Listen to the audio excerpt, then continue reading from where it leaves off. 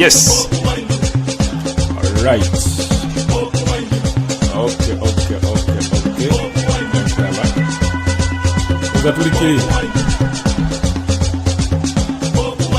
All right. Of course. This is the JBMuwonge talk show.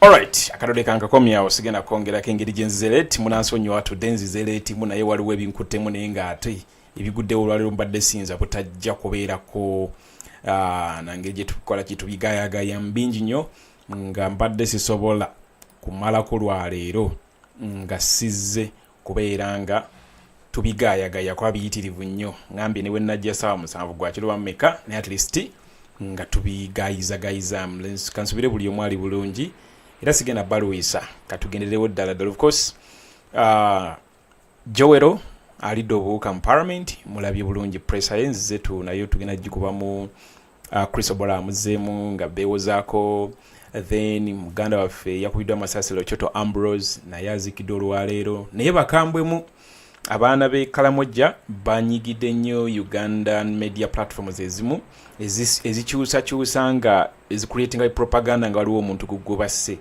ne bakyusa narrative kati nga Daily New Vision yavudde yaawo ne bakaga bozibozi getandika okukola ne bakaga bozibozi getandika okucraftinga ngegezako of course okubuzaabuza engeri lwakyo tujja kubiddwa amasasi naye muvubuka oyo naye ngenda mukuleterako owulira engeri message gyajogeddemu bulungi ne president of course yavuddeyo mukulikeyo mu Oscars. Yes, mukulikeyo mu Oscars president yavuddeyo naye n'abaako obubaka bwayisa. So basically ampoza okujjako n'ekirala kyenjagala okubajjukiza waliwo mukutu ogukozeeko that is the Bertelsmann Foundation nga collaborating ne Spin Institute bakoze kibayita leadership in action, that is Bobi Wine bamukozeemu ka njitenga lecture about what's currently going on in Uganda and the quest for leadership change in Uganda nga babenchmarkinga ku His Excellency Kyagulanyi Ssentamu. Video ndowooza ngenda gibaterayo enkya ku Facebook yakubasobola giteeka ku YouTube ngenda gibaterayo enkya. This is actually season 3 of the leadership in action pa profiling the president waffe bulungi abadde kambulungi nanyola bulungi ensonga yagibaterayo ku Facebook enkya.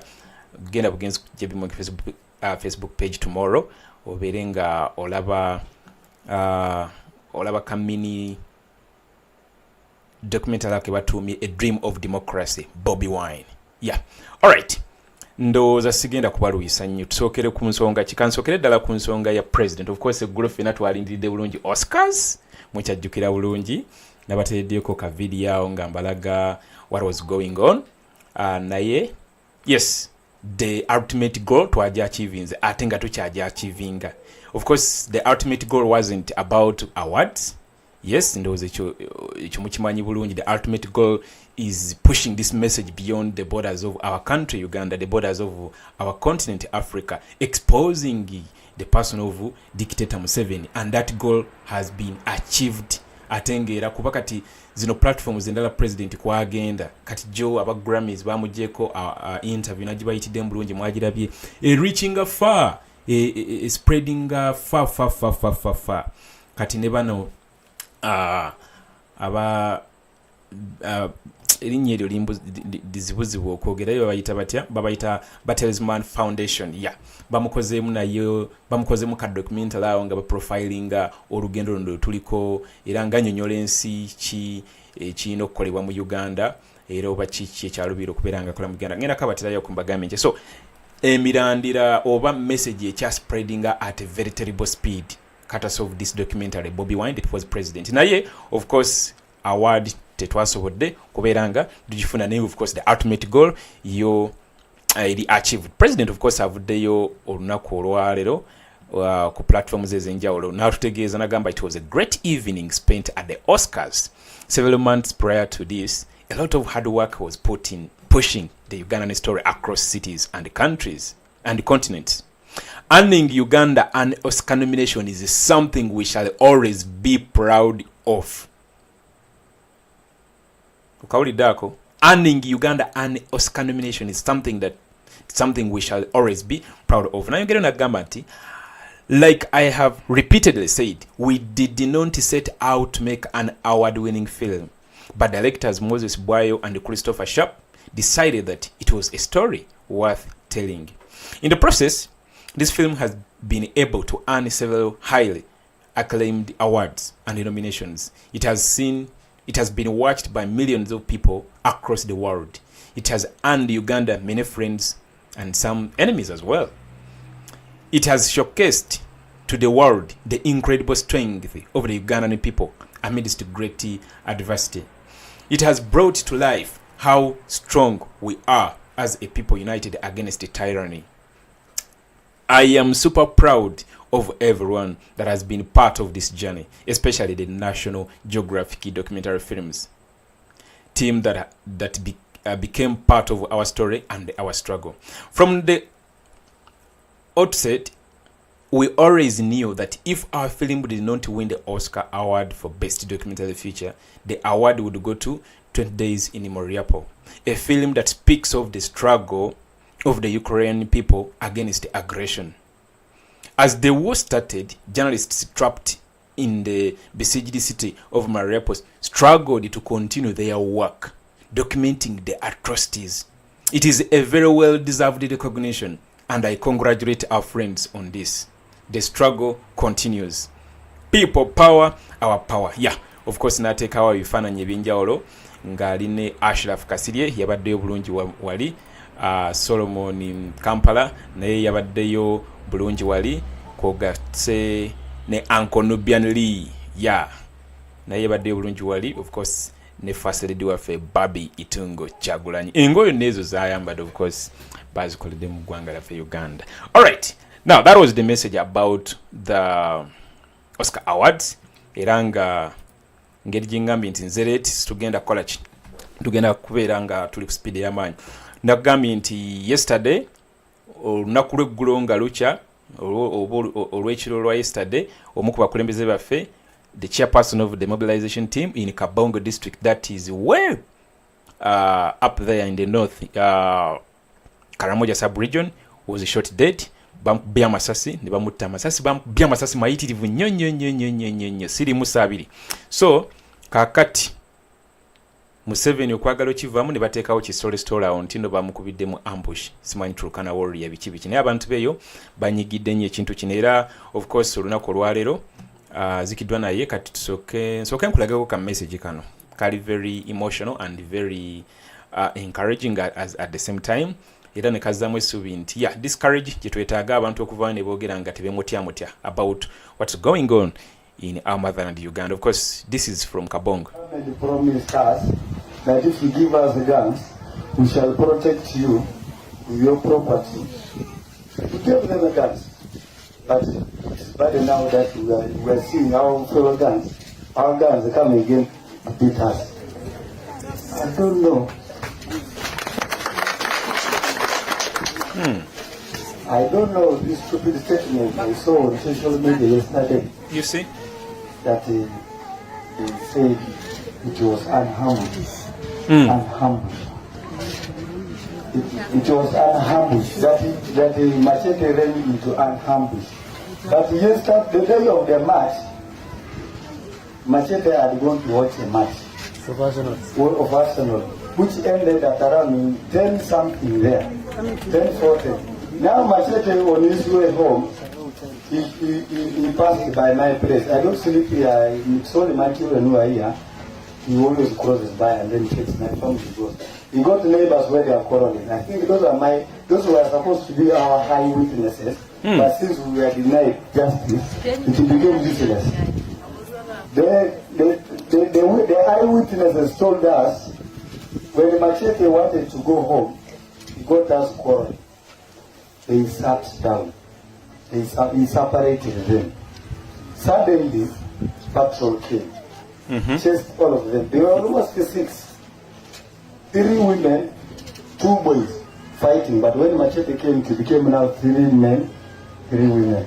They had their meeting there. They separated, but they were disrupted by the patrol. According to the eyewitnesses, the statement of ambush is rubbish. Yes.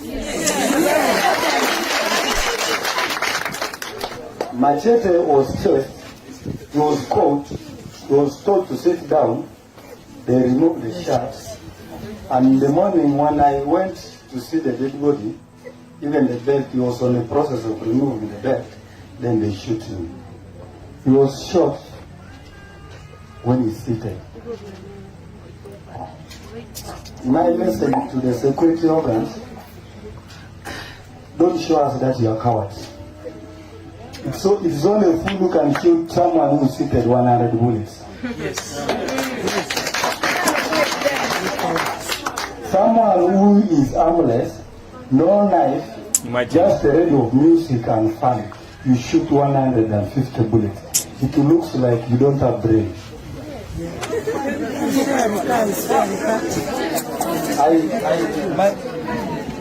My request to the security here, these people know everything. They need to try to hide. So to please us, show us that you never repeat that. Commit yourself.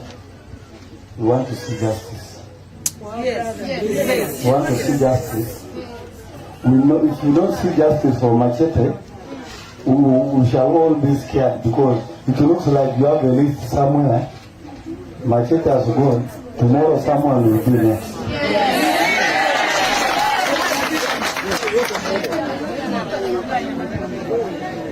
You see, when you begin killing innocent people like this, and you speak peace, you speak disarmament, it becomes stupid. Yeah, of course.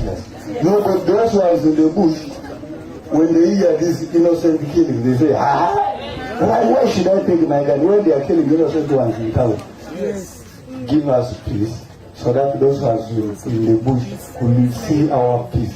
They will see us dancing in the street. Then for them, they will be dancing to the sound of hyenas. They say, better we go to town. But now when you are firing us in town, they say, all the same, better remain in the bush. So please ask, we want justice for our brother. There is a message, okay, Machete has been a musician. There is a message from me, artist from Karamoja. I'm told they are around. Maybe later, give them time. They also sing for their brother. They also sing for their brother. All right, of course, that was from that side of Kabong. And of course, okumalawo bino byonna solution eriemu. Omuntu yenna creatinzewo this insecurity, the reckless murders, n'okubeera nga buli muntu atambulira ku bunkenke, omuntu okubeera nga yandikoze ekintu ekituufu nga takikola okuba atya, repercussions kujjako Museveni kulaakulanya ggwanga lyaffe. Of course, nga bwagambye nti give us peace, no one is going to give the people of Karamoja sub-region peace until when the Museveni regime leaves. Omuntu alina Uganda at heart, omuntu alina empathy, nga pulses za empathy zicha functioning bulungi, yasobola okuwa si Karamoja yokka peace wabula Uganda yonna peace, and that's none other than our President Kyagulanyi Ssentamu Robert. All right, now that going on from that side, tuyina issue ya parliament. Mwena mukimanyi bulungi. Parliament is a crime scene now. Eranga the remedy, Ugandans tuyina kwevaamu ne tu storming a parliament ne tubabuuza ebibuuzo. Zino sente zaffe twandijjemu akatengo kugamba, I don't even how to put it, naye ebijanjalo tulekerawo biriisa empiso. Tewali kirungi kigenda kutuukawo nga situkozeewo kintu kikanga. Yes, atenge kikanga kirina kuggwera nga Museveni tumututte ntyaji, kubanga Museveni nga yakyali mu ntebe y'obukulembeze, zino zonna institution zigenda kubeera nga bw'oziraba, naye ate tusobola tutandikira ku institution y'emu n'esobola omutwala. Anti ffe twagala spark, right? So tubikole. Parliament oyina gi regarding currently as a crime scene. Ogenda kulira Joel information gyagenda okuwa. Actually kansoke muteekeko. Of course Joel ye akayemu era ebigambo bitebadde biwoomu eri Anita Among, eri Mpuga, ne ba commissioners abasigadde n'engeri gye basaasaanyamu ssente. Of course n'ekirala kyagambye okuva we yafuuka leader of opposition tayitibwangako mu kakiiko konna aka parliamentary commission mu meeting yonna, tamanyi oba zituula oba tezituula. Then mu defense Chris Obola avuddeyo n'amugamba nti musimanyi commission etuula quarterly, nti since August last year tewabangayo meeting. Kati webanga etuula quarterly nga the last meeting was held in August last year, kati gwe akola mathematics oba kala ina some bit of mathematics tula wansi ogamba nti quarterly, kiba kitegeeza nti ayagala tugamba nti tekyatuula n'emirimu yagivaako egikola kyegiteeka ddawali. Ate n'ekirala ogamba nti etula quarterly, waliwo ekibuuzo kyembabuuza ku Daily Monitor mugundi yaabwe comment section embabuuza, ogamba nti nno parliamentary commission etula quarterly, kiba kitegeeza mubeera ne private legal meetings ze mutuulamu ne mwegabira sente z'omuwoomusolo, simply because tosobola kungamba nti no webanga etuula quarterly kyokka nga ate weetudde mutudde just bakulembeze bana bataano ne mwegabira omusolo, ne mwegabira sente z'omuwoomusolo. Kati nga meeting yatuula temwalimu representative of head of state, temwalimu that is of course Matia Kasaija, temwalimu leader of government business, that is Nabanja, temwalimu deputy speaker, temwalimu clerk, temwalimu one of the other opposition members backbencher, that is by then yali honorable Zake. So kati ungamba nti netula quarterly, kiba kitegeeza yatula kwolo teyali mateeka, it was just a private meeting of commissioners to share them. Kwegamba obeeranga validating the illegality of how the Mpugas and the other commissioners sat and shared amongst themselves taxpayers money. So ne of course bino byonna bekwata ku bisibu. Joel bwati bwakoze eki, bwabayisizaamu oba bwakunze oba bwabagambye bakole ekyo ekituufu. Kansuka enkwe message bulungi. We still needed to get ourselves set in one way or another, but thank you for being patient with us and making the time to be here so we can have this communication. For the past couple of days, the nation has been witnessing Ugandans speaking out against corruption, against abuse of office, against other gross violations of the law, with specificity to the Parliament of Uganda, this institution. At some point, there were people who dismissed these protests, and our view had always been, don't dismiss them. Yeah. Listen and respond, because it's important that we be accountable. And these allegations have been heavy sounding in many respects, touching various offices, but especially touching the highest office of this institution. That's the office of the Speaker of Parliament. Various questions have been raised. Firstly, I want to appreciate Ugandans for speaking out. It's important that as leaders we, and it's important that as the citizens, they speak out and hold us accountable as leaders. As leaders, we are not above reproach. The people that are asking questions, and they expect us to be accountable to them. So various allegations have been leveled against this institution, but with specificity the Speaker of Parliament, and we have been concerned as the opposition about these numerous allegations. So we sat this morning to agree on our approach. We have been watching, by the way, and we were deliberate about first being silent so that we see all that unfolds, so that we are able to capture everything, and then we get to speak out after we have captured all of these things. So the allegations range from things like travel per diem. We have been seeing figures flying around on social media and elsewhere where the speaker flies to different countries, and the per diem is not quite explainable, as we have seen. These allegations out there. We know that the speaker's per diem is $9,900 per day. The figures we are seeing, or thereabout, 990. The figures we are seeing out there show that the per diem was more than $4,000 per day. Yeah. It does not quite make sense. Did the rules change? If so, who did change them? But also, the days purported to be out are several days, going about 5 months in a row or thereabout. Again, there's need for an explanation because the speaker has not quite been away for that long. But also, the days indicated are questionable, whether or not actually these trips were met, even when the monies were paid. Ugandans want to know. There have also been allegations about community outreach, mobilization and donations by the Office of the Speaker. Billions of shillings have been put on different accounts of staff members, purportedly for activities by the Speaker out there in the field. Again, the country wants to know, how does this get to happen?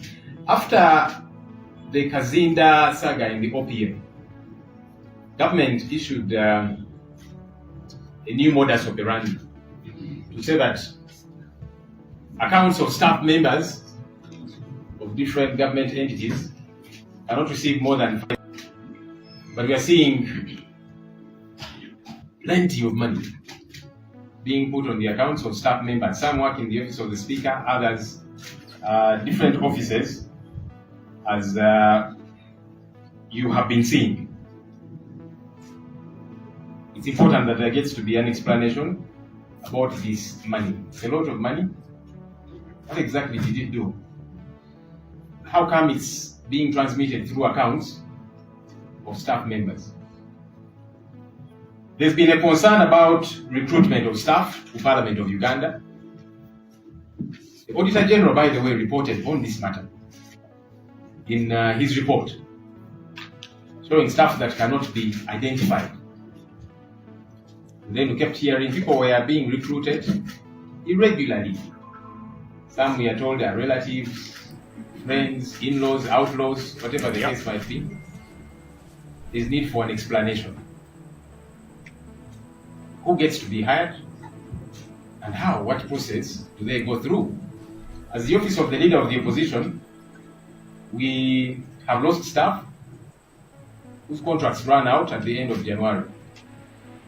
I did engage the leadership to say, these people have been working here 2.5 years, doing good work. Let's renew their contracts. Normally, the procedure has always been the new leader nominates a new team. But I said I have no problem with those who have been there. Let's renew their contracts. Speaker of Parliament, together with the clerk, told me that there's no money. That the wage bill ceiling had been hit. So contracts cannot be renewed. But as that's happening to the Office of the Leader of the Opposition, we then hear there's other recruitments happening. How? There's need for a proper explanation of all of these different issues. We have also raised concern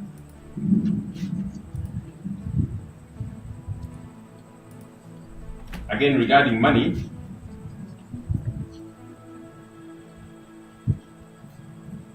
as appropriated by the Commission. Yeah. Commission is in charge of this institution. From the time that I joined the Commission as leader of the opposition, I've not been invited for a Commission meeting. I don't know if Commission meetings are sitting. I don't fully understand what's happening there because the modus operandi had always been that there get to be regular Commission meetings. In fact, at some point there were 2 meetings every month. It's over 2 months since I'm in office and not invited for any Commission meeting, and yet work keeps happening that ideally should have been okayed by the Commission. Again, that is not clear.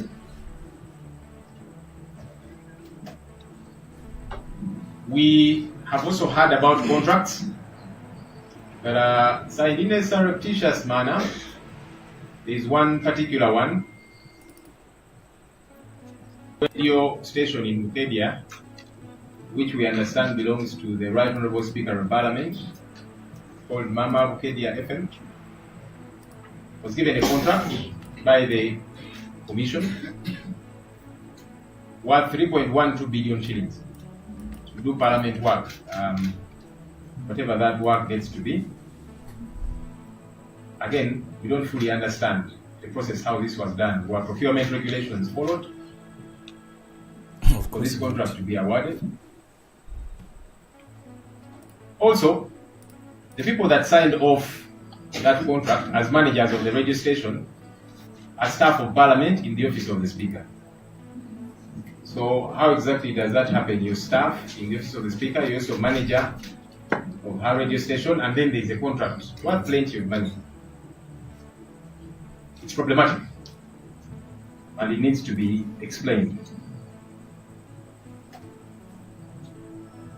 The Commission, and again this has been out there, we discussed it here in the Shadow Cabinet, money that was doled out to commissioners, including former leader of the opposition, 3 NRM commissioners. As a political party, NUP, we have made steps regarding our member, but that's as the party. However, still as an institution, there is concern. There is concern when members of a commission sit and award themselves money in a manner that is not clear. Because you see, the commission, how it operates, or how it's meant to operate, allowances and all benefits for staff are properly institutionalized. This was not the case. This is money that for certain awarded themselves, 500 million, 400 million, and it's personal to holder. In our engagement with, at least on our end as a party, when we were asking our colleague, the Honourable Muwonge, and said, how exactly does this get to happen? What happens long after you, for example? And the response was, every law gets to negotiate their own benefit. Ridiculous. That's problematic. Yeah. Because then I asked, assuming now as new law, I quote unquote behave well to whoever is meant to okay this. Does that mean I can negotiate for 2 billion shillings? Even 10.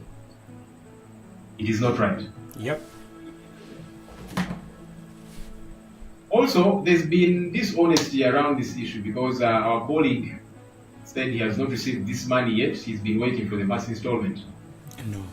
We saw the spokesperson of Parliament, Mr. Presser, on TV, somewhere confirming that Formalov and the 3 commissioners received this money. We need to be honest as leaders. It's important. So as the Shadow Cabinet, we have agreed on 3 things regarding all these various allegations, all these various matters. 1. Number 1, that I write to the Speaker, which I have done,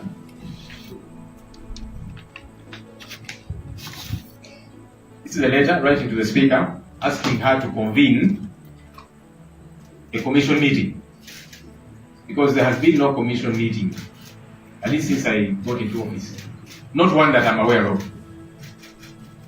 So it's important that the commission gets to sit and we get answers to all of these various expenditures, plenty of money that is not even morally. That commission meeting gets to happen urgently within this week. If there have been meetings happening and I'm not in the know, this one I want to be in the know, so that I sit therein and ask questions. Because the commission okays all of these expenditures. We want to know. Number 2, you know that Parliament was adjourned, signed, died, and We don't know when next it's going to sit. So as the shadow cabinet, we are asking the Speaker to convene Parliament soonest within this week so that we discuss these matters. So that as an institution, we get to be accountable to people out there. But number 3, that Parliament of Uganda, this institution, gets to unequivocally explain to the people of Uganda all these various allegations.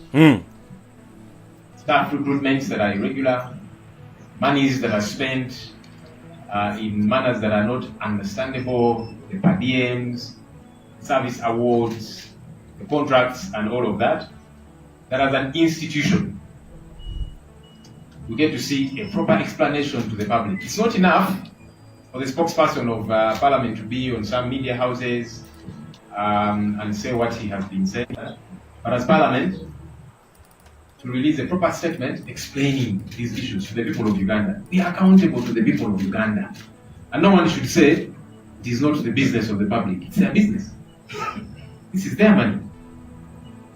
So how do you say it's not their business? It is their business. Our vision as Parliament is to be a people-centered Parliament.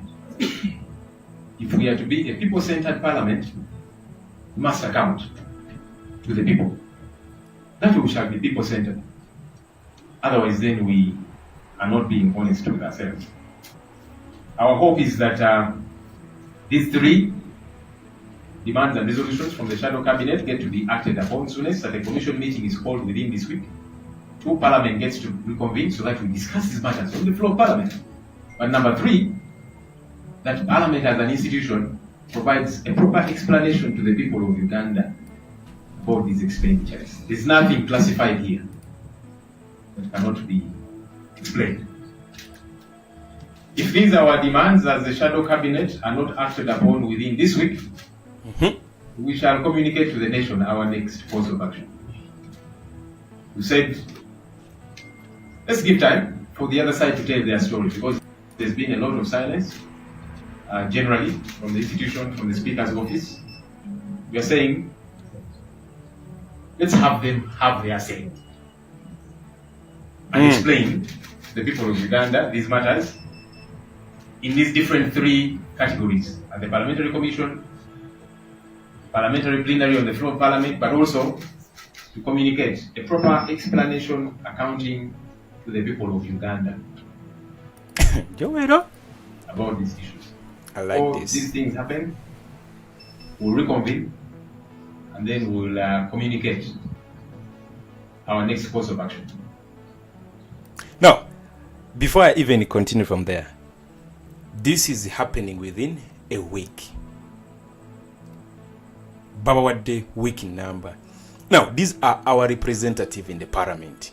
In brief, they are speaking on our behalf. It's like Ugandans, we are giving the Parliament of Uganda 1 week to explain. Through the Parliamentary Commission, akakachiiko akatwala Parliament, akalinga kugamba Parliamentary Commission ke kachiiko akaddukanya Parliament. Then on the floor of Parliament, now batunyonyola ate nabo baveye mu buntu bakole ki. So if that doesn't happen within a week, kuba Chris Obola avudde wano n'atandika okuwoza mbwale simanyi Parliamentary Commission mbwale simanyi etuula kotale mbwale simanyi tetuulanga kuva mu August w'omwaka oguwedde tale simanyi ngolabira ddala nga cookings up bigambo byakola ki explanation zaagala okozesa okudefendinga whatever is going on. So in brief, tubawadde week emu. Ate n'ekirala kinjagala obagamba bannayuganda bannange, let us not leave it up to the leaders. No way. If they've communicated, ngaba communicatings, because this has been an address from the office of the leader of opposition, then we have to take it upon from there. Tugende maaso eno Parliament kisaana kugisalako obusazi mu bungi. Nayagadde nnyo ekintu kakwenza ali mu collaboratinga ne honorable zaake baleete ekiteeso ekijjamu speaker obwesigwa. Yes, artist buli kimu tukigezeeko abasajja bano tubateeke kugamba tubateekeko akaliro. Yes, ekyo nakyo kijja anytime soon. naye kyenjagala okugamba tetubirekera bajjowero tetubirekera bamuwadanku nyingi tubibale mujjukire twabikwasa mpuuga nga tulowooza mbu nno twajja biddukanya mulabye engeri gyadde abiddukanyamu nga mu paramenti yakayingirayo emyezi tegunana kwera mwaka gumu nga ye yasaze dda ddiiru ya miliyoni 5 kati oyo musuubira okubeera nga agenda kubeera voko nedda so singa tuba situbibalekedde maybe tusobola okufuna results in the shortest period possible tusobola okufuna results mu kabanga akatali kanene nnyo tetubibalekera. Thank you. Of course, that has been the English version of Audit. Nandiyagadde of course bamubuzize ebibuuzo bibadde bingi ko n'amasannyalaze ne bagajjako. Ne badde heated. This is zino demand si ntono nnyo. Ate njagala nkuwule naffe Bannayuganda kyetwagala ekyo kyennyini kyetwagala. So these demands, once not met, then it's not the leaders to act. It has to be us, the people of Uganda, to act.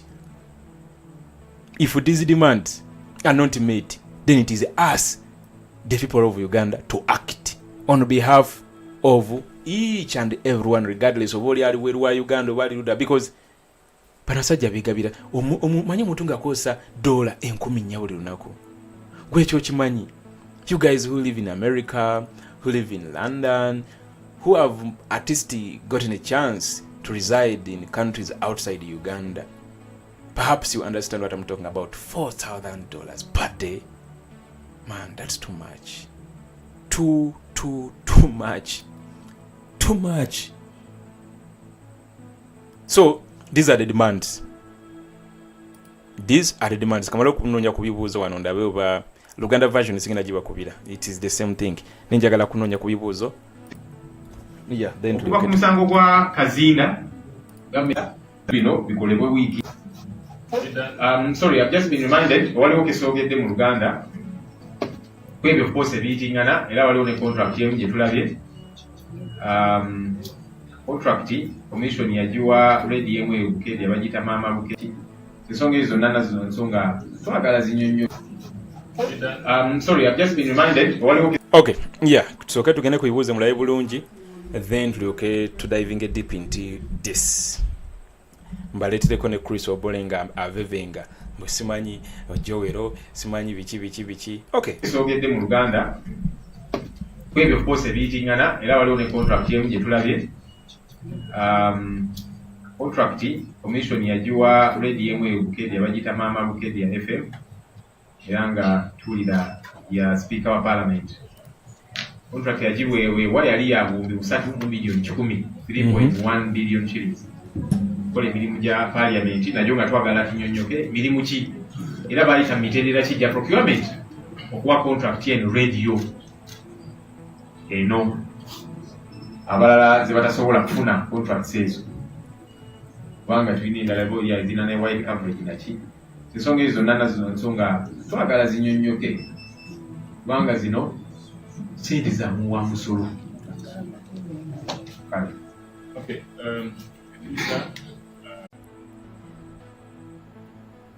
alright, ndowooza tugende maaso network ebadde ekyankalanyeemu. Asa oba zonna muzaagala okubeera nga zaamikuwa lumu.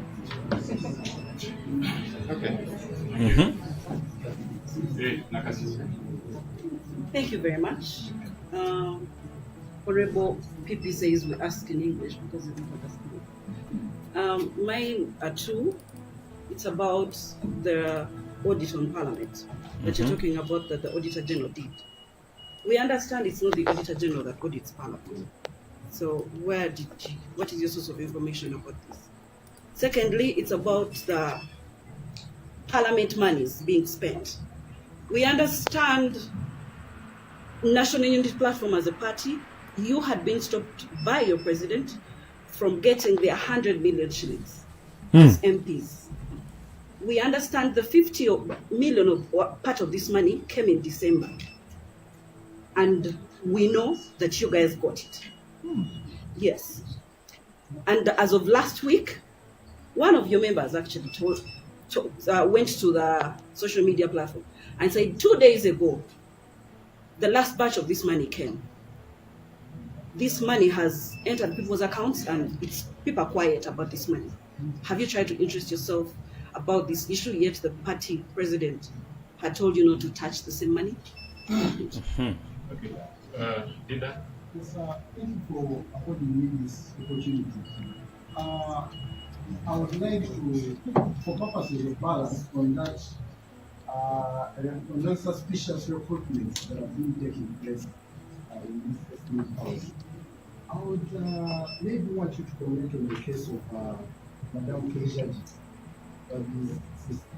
It's been out in the media and it's been but also, secondly, about you meeting with the commission, some of us are starting to become a little bit worried. The commission is a privacy. What why would you meet with them? Would you get contaminated? There are channels you should be going, you should be taking through this very pertinent case. You can petition, like you had a petition in the making. But also the courts within Kampala, I think you should hold it. That's my personal opinion. Thank you. Just add on Yanni's question. I would like to know, in case we are not invited for commission meetings, what does the rule of procedure say? And then from your investigation list, how many meetings have you so far missed? And then also, just as a leader, because you sit on the commission, I will try to reach out to your fellow leader to confirm the parliament figures, because we all know that parliament business is not based on speculations. So did you try to reach out to confirm the figures? Asif and then Nakato. Thank you. Thank you so much. My name is Asif. My question is about the net. The net seems to be so and news to me is who is next, not who is in the net. According to your party, the National Unity Party, their policy or your stand is whoever is culprit in corruption scandals, pack your bags. So the net is very big. Members of parliament, including those who are under allegations of receiving money, not today, not yesterday, but policy. What if tomorrow we see other post you, them, someone next to you, are you going to pack your bags? Okay, lastly, Nakato. Let's first take same question. Okay, let the look faster answer those and then we can have another round. Okay.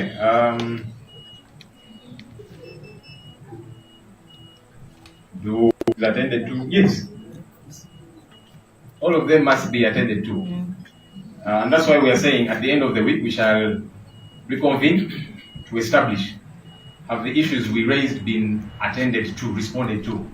If they have been responded to, have they been responded to satisfactorily? It's not one thing, it's not enough to respond. We shall also make an assessment of the response.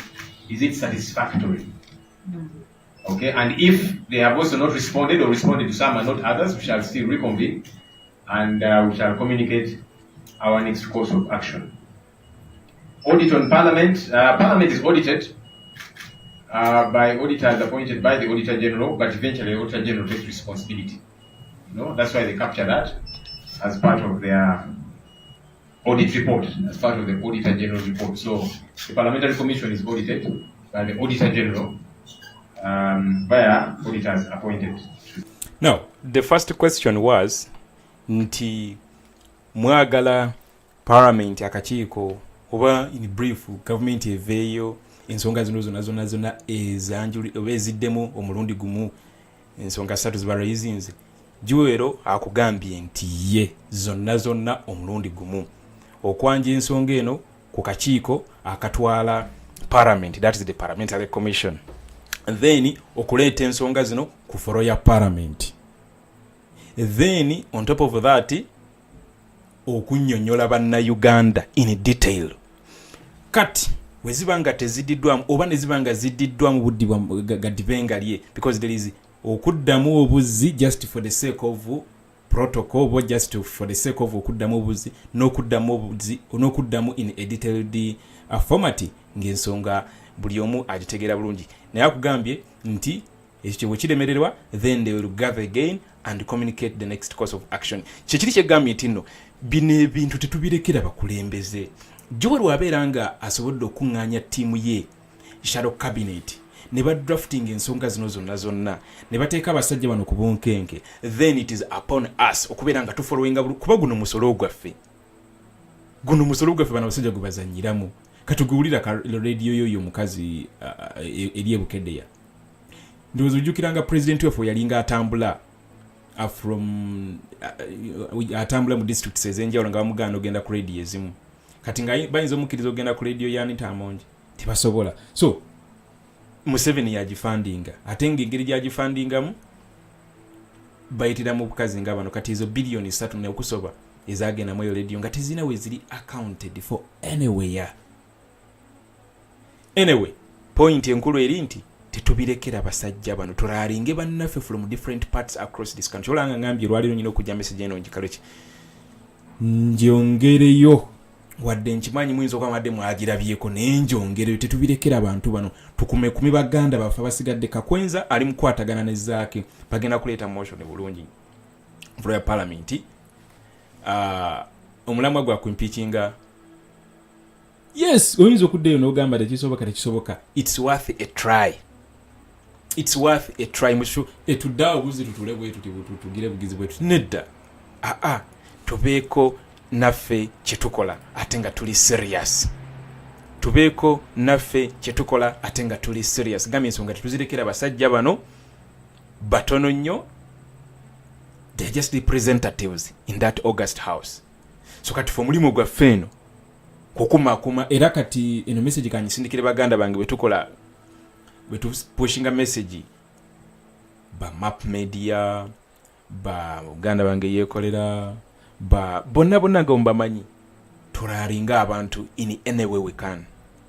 Yes, ba following bulungi ensonga zino kutubanga tusolosala parliament tugisaleko nga bannyonnyola ebintu bino utubanga tusogisalako mu bungi.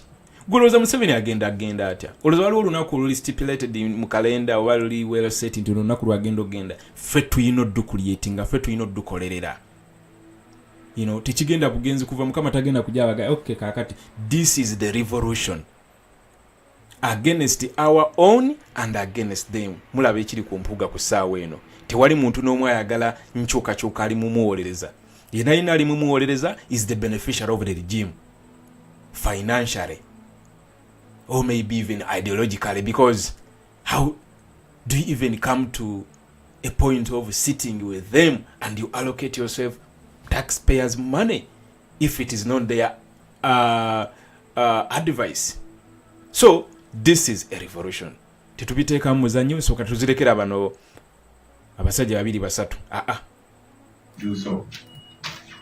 50 million or 100 million. We, as the National Unity Platform, have made clear on our end as a party, but I've also generally cautioned colleagues that we need to be extremely careful, because there are such traps for people. Okay, we hear some people are picking the money from people's homes. I don't know where. Very potentially there are cameras there. What guarantee do you even have that you're not being recorded? And then tomorrow, now that we are beginning to raise critical issues, that people will say, I'm not going to die alone. Here is evidence on record. So and so picked money, so and so picked money. You don't want to catch yourself in that situation. So it's a caution we have put to ourselves as the opposition. But we have also said anyone who has information, credible information, please do avail us in confidence or otherwise, and then we'll get to take action. At least as the National Unity Platform, which I speak for, we want to take action. All right? The action you are seeing us take now is because there is evidence, proper evidence. Yeah, so abatayagala benjogera. What's the issue? Has power gone off or what? Yeah. So and Parliament has a generator. Because it's been over 30 minutes.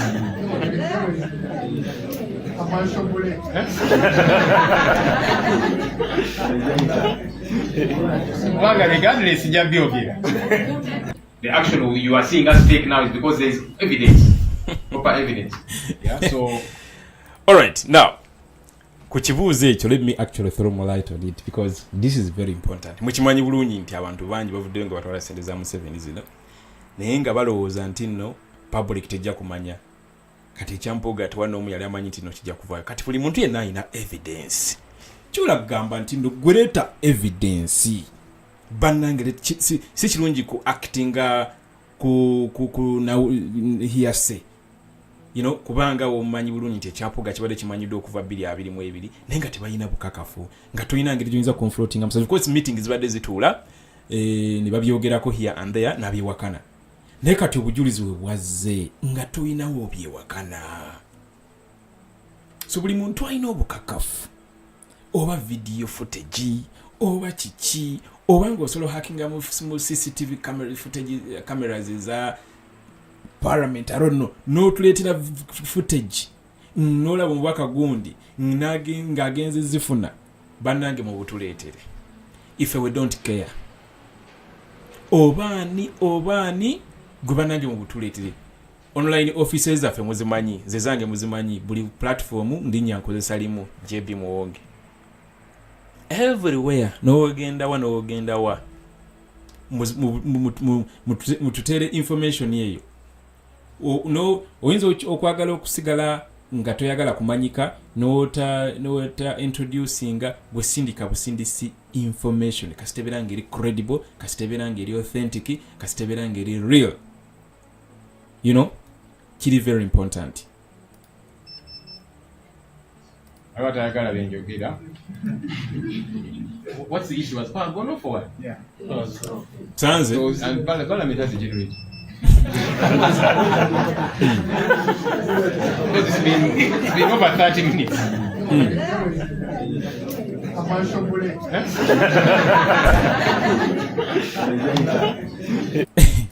Regardless,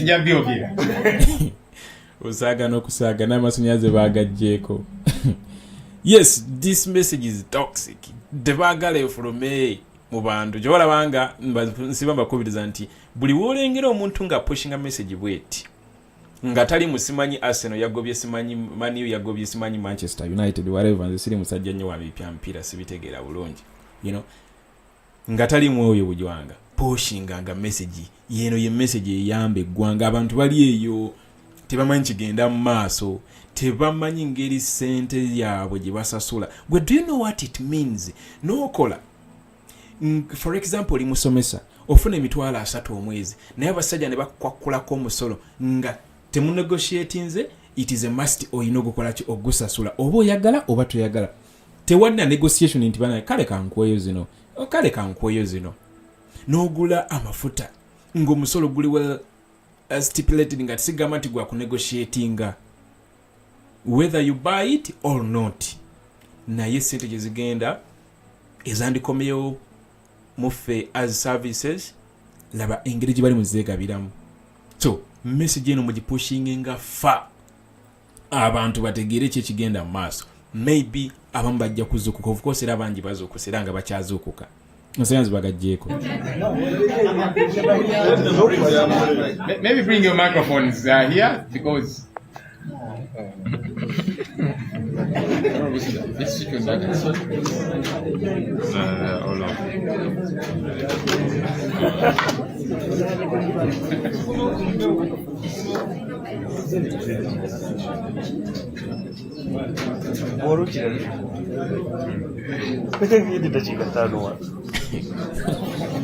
Sagano kusanga.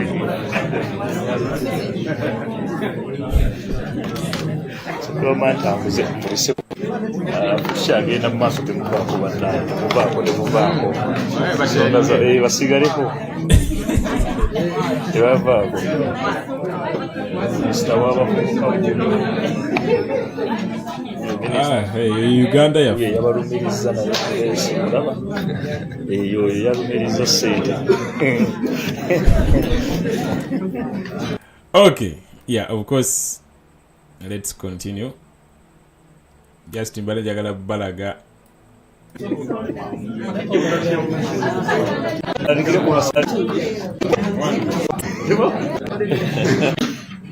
The money that we hear is given to members. If are saying they've got evidence, please avail that evidence, right? And then hold us accountable for not taking action. Where we have evidence, we are taking action, as you can see, regarding the commission and the expenditures there and so on. Please do avail that evidence. It will be helpful, okay? But again, like we have said, I personally keep cautioning colleagues, let's be very careful. Let's not fall into traps, because, yeah. Didan asked about Brenda. So I meant to have a personal assistant. The first name that I recommended was rejected, apparently because this person has got an ongoing case. He's part of the team that was arrested in Kalangala. You remember that team? This is somebody who has got a degree, competent person, but they said no, he has an ongoing case, which of course is illegal because Article 28(3) of the Constitution provides for innocence until guilt is proven or acknowledged. But I said, okay, let me not pull ropes here and there. I appointed another person, which person was also failed deliberately, because some people are saying this one wants to run against a particular MP. Now, if he gets a job here, he will be empowered to run against that particular person. Ridiculous. This is the person who is very qualified. So those two were rejected. Said, okay, let me get another person. This is a personal assistant that I'm entitled to, somebody who ought to be qualified. So that's how Brenda got to be my personal assistant, after the other two were rejected on record. Somebody asks, why meet the commission? Well, I also want to have my debut in a commission meeting. Yeah, because I've not sat in one. But importantly and seriously, I want to look my fellow commissioners in the face and ask them, so how do these monies get to be expended? Because the commission is the one in charge of the budget of Parliament. Okay. 2, can each of us explain to ourselves, because we are. So that's why it's important that I get to sit in that commission and hear, and we discuss these issues thoroughly. I hope that gets to happen. How many commission meetings have you missed? I don't know. I don't know, because I've not sat in any. I don't know if they have been meeting, and if so, where? I don't know. Because it's been over 2 months, and like I've said, the practice has always been about 2 meetings per month. I've not been invited for any meeting. So I don't know how many I've missed. Now, let me hope you didn't skip that. Joel says the practice has been 2 meetings per month. That's the Parliamentary Commission. Then Chris Obore, Clark Avodeo n'agamba nti meeting zituula quarterly. Quarterly abeeranga ategeeza nti buli mwaka after 4 months in brief. Yeah. Halinga abeeranga bw'agamba quarterly.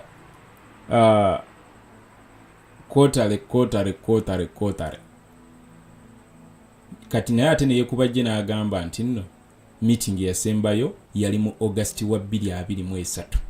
Era n'agamba nti nno okuva 2023 paka kati nti nno tewaddangamu meeting n'emu kutuula.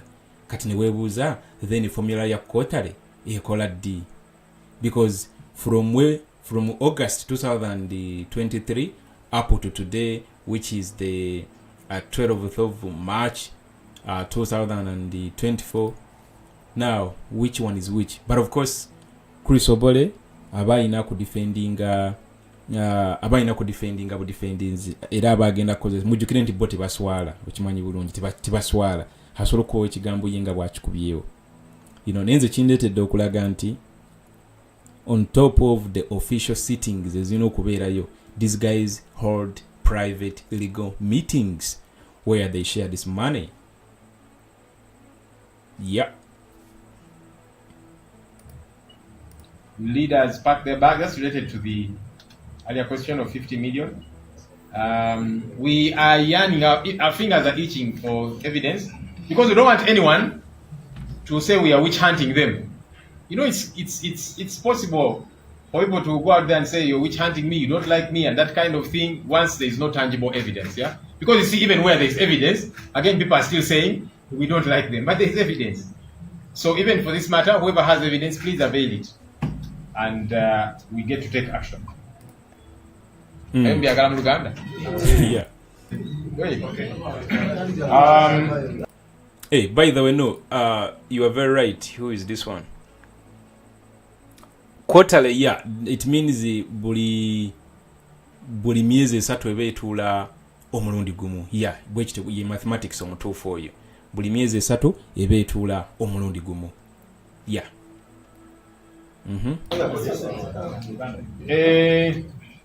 Yeah, ensonga zonna twagala ziddibwemu zonna. Si zimu sindala naye zonna twagala ziddibwemu. Kubanga Munnayuganda alina okunnyonnyoka ensonga zino. Audit ku Parliament, Auditor General. Alright, tugenda kugenda mu bibuuzo mu Luganda. At least you've gotten the message. Obudde mmanyi bugenze. Kakati sigenda kulemera ku nsonga ya bajjukiza, ensonga zino tuzirekera abajjowero bokka. Eyo ngenda siba njibakola ki? Njibajjukiza. Tetubirekera bajjowero bokka. Tetubirekera bajjowero bokka. Mbegayiridde, tetubirekera bajjowero bokka. Tukunge bannaffe, tukunge. Yes. Oyinza okugamba nti tumala biseera, nedda tetumala biseera. Tetumala biseera. This is a revolution. Buli kimuto nyinza okubuuza Museveni agenda atya? Oba lunaku ki lwagenda okugenda? Tolumanyi. Nedde togimanyi. Nangeri gyagenda okugendamu togimanyi. Naye ekikulu kya byonna kusigalanga tukola ekyo ekituufu kasita kibanga kipushinga kwega kitwongerayo mu lugendo era kiba kitukuumira nga tutambulira mu lugendo luno tulimu olw'enkyukakyuka. Kati ng'okuteeka akazito ku basajja bano kiba kituyamba okulabisa how this money is spent in Parliament. Abantu abali maybe nga tebafaayo nnyo ku bintu bye tubadde tujja twogera basobola otwegattako in one or the other. Naye obuvubuka buno bambi bulina kubugezaako okutunnyonnyola naye nga kale tetufaayo. You get a point. So tetubirekera bajjowero bokka. Yes. Waliwo message endala enkulu ennyo. And that is the message okuva ewa Haji Ashraf Ssenyonyi. Haji Ashraf Ssenyonyi ndowooza mwena mumanyi bulungi. Abadde ajja ateekayo ajja akola articles ez'enjawulo mu situations ez'enjawulo. So ne kweno situation ya Mpuuga eyokubeera nti yatula n'aba commissioners ba NRM ne Anita Among ne beegabira ssente z'omuwi w'omusolo ate ekibiina ne kimuyita in a meeting ne bamu advising you guys listen. Waliwo propaganda agenda atambula nti simanyi ekibonerezo kibaawa Mathias Mpuuga si tekiri mu mateeka and all that kind of thing. For God's sake, abantu abamu baddemu bagambe akakiiko kaatuula tekamugoba kamu advisinga. It was not a punishment. It was a man-to-man talk and it was an advisory kind of response ku nsonga eno eriwo ne kamu advisinga akole ki stepping it down. Nekati nga bamanyi nti bwe bali ba mitwe minene bajjeewulira era alaba nga nga bamanyi n'asalawo n'akola ki n'agaana. Ne Ashraf Ssenyonyi ono avuddeyo ne gundi ensanyudde nnyo. Kansooke let me do this. Kabaka Mwanga eriwa. Alright, yino gundi eno sigenda of course mpanvumu nyinza obutagigira obudde bungenzeeko naye mbadde njala gisummarizing aba summarizings. In brief, abadde ategeeza mwami Mpuuga n'abana Uganda nti Museveni we yali alwana ebiseera ebyo nga between 1981 and 1986 bagezangako okuteeka discipline mu bajaasi ng'oli ne wa Just Muwogo ku nnimiro y'omuntu wa bulijjo oyo bamukangavulirawo bamuttirawo abeere kyakulabirako eri abasigadde.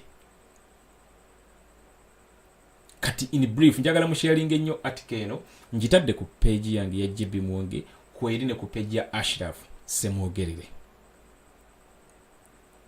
Era ng'amaliriza akugambye during the NRA Bush War, several Kadogos mostly from Buganda were executed for just stealing chicken or cassava of wananchi. This was the Bush War Code of Conduct. It acted as a deterrent to other rebel soldiers to instill discipline. Nagamba nti those who were around in 1986 when the NRA stormed Kampala will tell you how well disciplined these soldiers were. Today, there is a crisis in the National Unity Platform revolution. I liked the fact that agise revolution because this is a revolution. Abatajirengera bebatanaba kumanya nti nno politics yakyukamu, especially ever since our president Kyagulanyi Ssentamu Robert flipped the life of his celebrity life and joined active politics. That's when things changed. Buli kimu kyakyuka. You know, so I like the fact that agise revolution because it is indeed a revolution. Nagamba today there is a crisis in the NUP revolution where a high-ranking soldier like Ochoa Ovuchuba, of course, Ochoa Ovuchuba mukozeeko reference gundi eno ngetandika, has betrayed the revolution. In the NRA Bush language, the soldier has stolen from the wananchi. For the revolution to stand its time, I beg Honorable Mathias to act like OHT and tell the principal to do what is necessary, exactly like what Ochoa did. And to the principal Kyagulanyi, please do like a Fidel Castro. Please sign that warrant. The revolution is just beginning to keep its code of conduct. Nobody should be above it. A revolution without discipline turns into banditry. What Dr. Apollo Milton Obote had referred to, NRA, DP and FDC have a lot for reference. Haji mugende mugundi eno mujirifalinge ku mujisome bulunyo njitade ne ku website yaffe www.jbmuwonge.com. Njitade ku website yaffe www.jbmuwonge.com. Osobola okugenda n'ogisanga eyo bulungi n'ogisoma yonna. Oba tosobodde kugisanga ku website, osobola okugenda ku Twitter nayo ngisharinzeeyo eya JBMuwonge. Sharinzeeyo link ekola ki edirectinga ku article eyo nungi nnyo. Kitegeeza kibasajja bakulu balengera kuba Haji Ashraf Ssemugerere si mwana muto, musajja mukulu. Musajja mukulu alabye generations ez'enjawulo, alabye abaddewo mu regimes ez'enjawulo. So akugambye eringa discipline code of conduct. Tewali bya oli wabamenya amateeka aberenga kyakulabirako eri abasigadde. Kyakulabirako eri abasigadde tu professinga tetwagala buli bwanguzi. Ate gwe okwatiddwa mu kituli atogezaako kozesa oluzungu olungi okunyonyola abantu. Alright. I believe sigenda sookawo wano. Sigenda sookako wano. Tujja kusisinkana tomorrow. Thank you for tuning in wherever you're tuning in from. Flawless Authentic Revolutionary TV. Achichobe, yes. Lady Masaka, Lukanga Augustine. Lukanga Augustine. Ngabadde ndudo kulab. Alright. Oliver, Nawiyungo, Abel, Proud Ugandan, Didasi, Mugizi, Iga Isa no nao waddo oludde.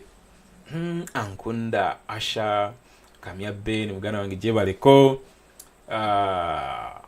Maureen Isabella, Arios Media, Uganda, Robina Bugoba, you guys, you're very mean. Of course, I'm just reading out a few names. Name munkolere ekintu kimu soko posingemu katikitiki kamu soka video eno ojiwe ka like kwa buli woji like nga boti algorithm ya YouTube ene inengeri gye mwe abantu abala ne basobola okubeeranga bagiraba. So just katikitiki kamu gwenyigabonyizi kuki ku like button yeyo message eberenga spreading beyond. Yeah, eberenga spreading beyond.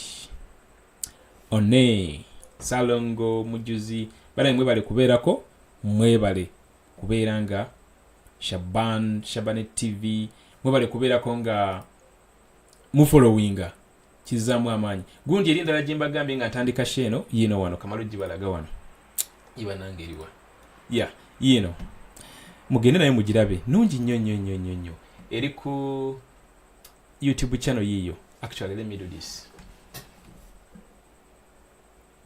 Bakoze bulungi gundi eno nungi nnyo leadership in action Bobi Wine aba Bertelsmann Foundation. And of course bataddeko wano caption egamba nti the Bertelsmann Foundation and the Aspen Institute are pleased to announce the premiere of Season 3 of the Leadership in Action series. In Episode 2, Bobi Wine, a beloved musician turned opposition political leader, takes viewers inside his perilous fight for democracy in Uganda. For the last 37 years, Ugandan Yoweri Museveni has ruled with an iron fist, violently suppressing protest and democratic challenge. This made the choices of Robert Kyagulanyi Ssentamu all the more suppressing. Kyagulanyi, better known by his stage name Bobi Wine, had emerged from the neighborhood of Kampala as a popular musician by his telling, singing party tunes. But as Kyagulanyi became exposed to the injustices in his country, his music transformed into anthems of freedom. Eventually, this pathway led him into politics and leadership of the opposition party. Despite police beatings, disappearances, house arrests, and the murder of his close associates and supporters, Bobi Wine continued to show leadership in action. This is his story in his own words, his dream for democracy. Ka interview kanogenda kasanga ku documentary, ku YouTube channel bagiyita Bertelsmann Foundation, kugambye actually bakataddeyo bakataddeyo nga 7 weekend ewedde. Genda ogisangayo bulungi oberenga osana ogispreadinga. Ngezezaako giteeka ku TikTok naye eri mu copyright nyingi nnyo tebasobodde kujja approvinga era nebeeranga sobadde successful ugipostingayo on that side. Mubadde mugundi mungi nnyo eri actually muted on TikTok. So it's sort of very important gendayo oberenga osobola okugi spreading across. Waliwo ekirala kyendeseeyo?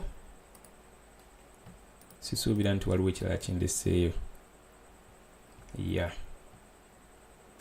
Okay, banange mubeere bulungi, tujja kuba ndowooza tudda mu Salongo mujuzi Abubakar 4 days ago. 4 days ago.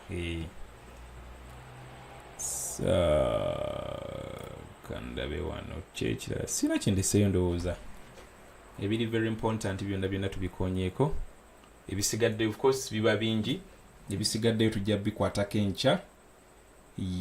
Kamala okulaba wano.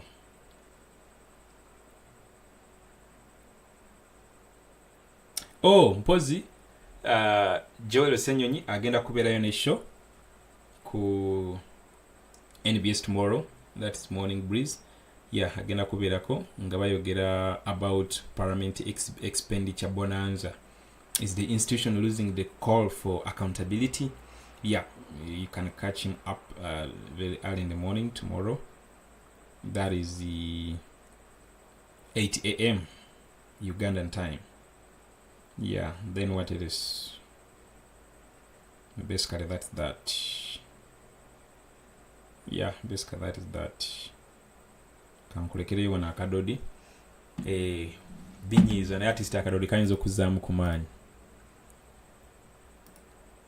Binyiza bingi gwe nawulira omuntu ngakozesa $10 buli lunaku kyokka gwe onoonya bannange embwa zitumanyidde bannange.